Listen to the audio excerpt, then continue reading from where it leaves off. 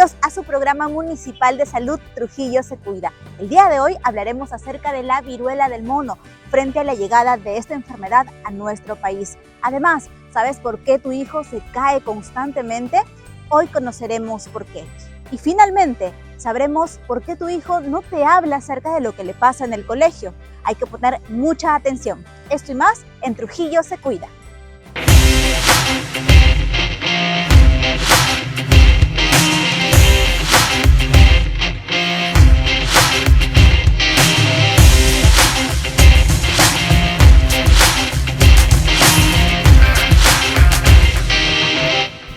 Amigos, este 26 de junio se confirmó el primer caso de viruela del mono en Lima Metropolitana.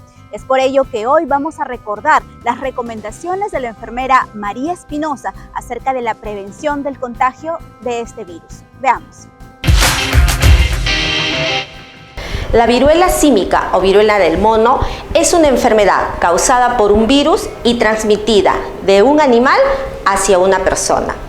Es una enfermedad rara, sin embargo siguen apareciendo casos en países endémicos como la selva central de África. Actualmente tenemos algunos casos reportados y confirmados ya, como lo ha mencionado la Organización Mundial de la Salud, en Reino Unido, Portugal, Italia, entre otros países. La infección inicial se transmite del animal hacia la persona cuando ésta tiene contacto físico con secreciones, con la sangre de estos animales infectados. La aparición secundaria, es decir, de persona a persona, se transmite cuando esta persona entra en contacto justamente con las personas infectadas, con los fluidos corporales de la persona que está contaminada. Los síntomas de esta enfermedad suelen aparecer desde el 6º al 16º día. Entre los más comunes tenemos la aparición de fiebre, cefalea, puede haber cansancio, fatiga, que puede ser extrema, a lo que nosotros llamamos astenia, dolores musculares y dolor de cabeza también. Lo importante de prevenir la enfermedad es reconocer los síntomas para poder aislar a nuestros pacientes. Si bien es cierto, en Perú no tenemos casos reportados de la viruela símica, debemos ser extremadamente cuidadosos en las medidas de prevención. El lavado de manos, una buena higiene respiratoria, puesto que la parte respiratoria, los fluidos, son también un ente contaminante de una persona que ha adquirido este virus. Actualmente no tenemos un tratamiento específico, ni tampoco una vacuna específica para este virus. Por ello, la importancia de las medidas de prevención. Mi nombre es Jocelyn Sandoval Varela, soy obstetra, especialista en obstetricia de alto riesgo y estas son 5 indicaciones principales para todas nuestras gestantes. Número 1, continuar sus atenciones prenatales. Número 2, llevar todas sus vacunas en cuanto a influenza, tétanos y COVID-19. Número 3, protegerse contra el COVID-19 con las medidas preventivas. Número 4, brindar esta información y difundirla. Número 5, llevar su área psicológica y nutricional en óptimas condiciones. ¿Sabes por qué tu niño se cae constantemente cuando está empezando a caminar o tiene muchos tropiezos? Esto puede ser a la displasia de cadera. Hay que aprender a detectarla gracias a las recomendaciones de la traumatóloga Tatiana Valera. Veamos. ¿Tu niño presenta algún sonido en la cadera durante el baño o el cambio de pañal? ¿Has notado algún clic en la cadera o alguna diferencia entre una pierna y la otra? Bueno, podemos estar ante un problema llamado displasia de cadera. ¿Qué es la displasia de cadera? La displasia de cadera es una alteración que se produce en la maduración normal de la cadera durante la vida intrauterina y está presente al momento del nacimiento en nuestros bebés. ¿Cuál es la causa? No tenemos una causa determinada, sin embargo, existen denominados factores de riesgo. Uno de ellos es los bebés de sexo femenino, otro, la posición en la que vienen en el embarazo, generalmente sentados, otra son los antecedentes familiares de esta enfermedad. ¿Qué síntomas puede ocasionar la displasia de cadera? Entre los síntomas más frecuentes que podrían presentarse están lo que les mencioné, un sonido en la cadera durante los cambios de pañal o un llamado clic, que muchas veces los encontramos durante el baño o cuando abrimos las piernas de nuestro bebé. Otra es la llamada asimetría de pliegues, en la cual podemos ver los pliegues que se encuentran en la piel de nuestro bebé a nivel del muslo, que no son iguales en un miembro inferior y en el otro. Otra es la dismetría de miembros inferiores, es decir, una pierna más corta que la otra, dependiendo del tipo de displasia que pueda presentar nuestro bebé. No siempre están presentes los síntomas, mucho ojo, a veces puede ser asintomática, por eso es importante la revisión de rutina de nuestros niños con un ortopedista pediatra antes de los 3 meses, es decir, al momento del nacimiento, para poder realizar el diagnóstico temprano. Esto se realiza con un estudio llamado ecografía. Después de los 3 meses se confirma con una radiografía. En cuanto al tratamiento, esta enfermedad puede ser tratada de manera conservadora, es decir, utilizando yesos, férulas o aparatos, si es que es diagnosticada antes del año de edad. Después de esta edad, todos los pacientes deben ser sometidos a un tratamiento quirúrgico. Por eso es muy importante el chequeo oportuno en nuestros bebés y llevarlos por lo menos una vez al año al especialista para poder detectar este tipo de problemas y evitar consecuencias a largo plazo.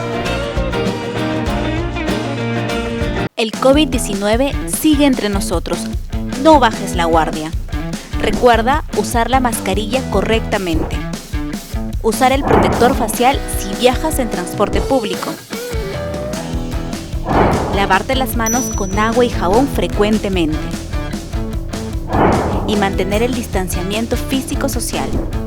Sigamos cuidándonos.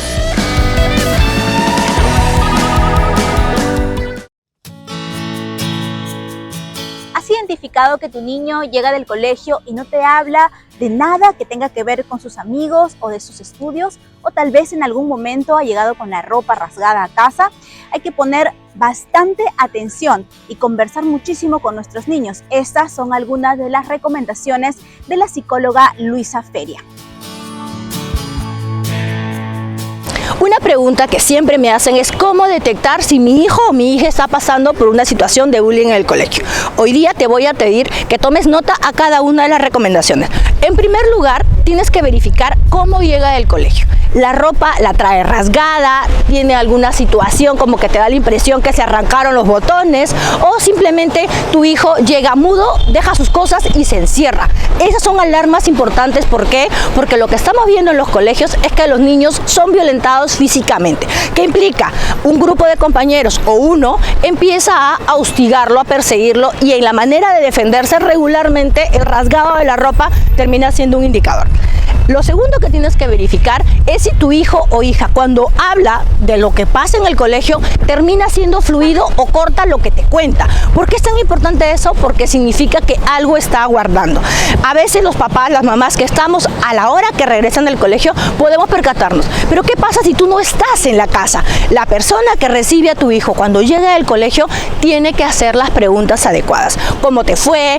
¿Qué pasó hoy día? ¿Qué te dijeron los compañeros? Cuéntame la anécdota del día. Esas preguntas siempre ayudan para que los chicos fluyan en lo que sucede en el colegio. Un tercer indicador que tienes que tener en cuenta es si tu hijo, cuando tú le haces preguntas, al quedarse mudo, o tú le dices anda a la tienda o ve al mercado, hazme esto por favor, tu hijo sale con mucho temor y regresa con las manos muy frías, o simplemente no quiere salir. Evita todo contacto con seres humanos. Si pasaras también por eso, tienes que tener las antenitas bien paraditas, porque es importante para que ellos puedan buscar contigo y encuentren en ti la posibilidad de hablar.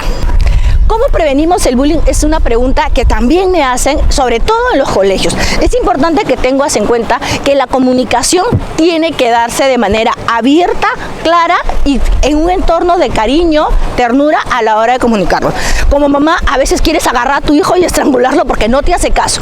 Pues bien, la forma en la que tú tienes que hacer para preparar a tu hijo y no llegue a tener un entorno de bullying alrededor de la escuela es justamente eso, brindarle la oportunidad de hablar. una de las lamentables cosas que nos pasa a las mamás cuando tenemos al hijo y que no hace caso es que gritamos y queremos imponer. Lamentablemente eso ya no funciona, porque en los colegios los chicos, los compañeros que pudieran estar generando esta acción hacen lo mismo. Entonces, ¿qué tienes que hacer tú? Para empezar, buscar espacios para conversar con él. Y conversar implica que tú te quedes callada para que él pueda hablar. Otra cosa que es importante es que cuando tú te quedes callada, vayas tomando nota de sus gestos. Tu mamá, tu papá, conoces a tu hijo y sabes cuál puede ser una expresión de ansiedad o de miedo frente a lo que te cuenta. Es importante también recalcar de que cuando sucede lo del bullying, regularmente tenemos un contexto muy marcado. Por un lado, un papá que grita, castiga, que todo el tiempo está enojado y que además de castigar y generar sensación de temor, no da la oportunidad para que la persona pueda dar una opinión y siempre está por encima. Y el otro contexto que hay que cuidar es cuando eres mamá soltera, porque le pides a tu hijo que resuelva como tú hablando la situación y eso no les funciona. En un contexto donde los chicos de los colegios entran a matar, entran a la bronca, entran a la pelea, y eso es sumamente importante. Necesitas tomar nota de esos dos contextos para poder saber cuándo pedir ayuda.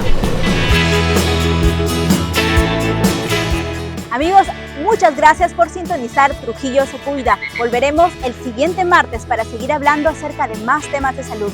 Recuerda que tu salud es lo más preciado. Cuídate.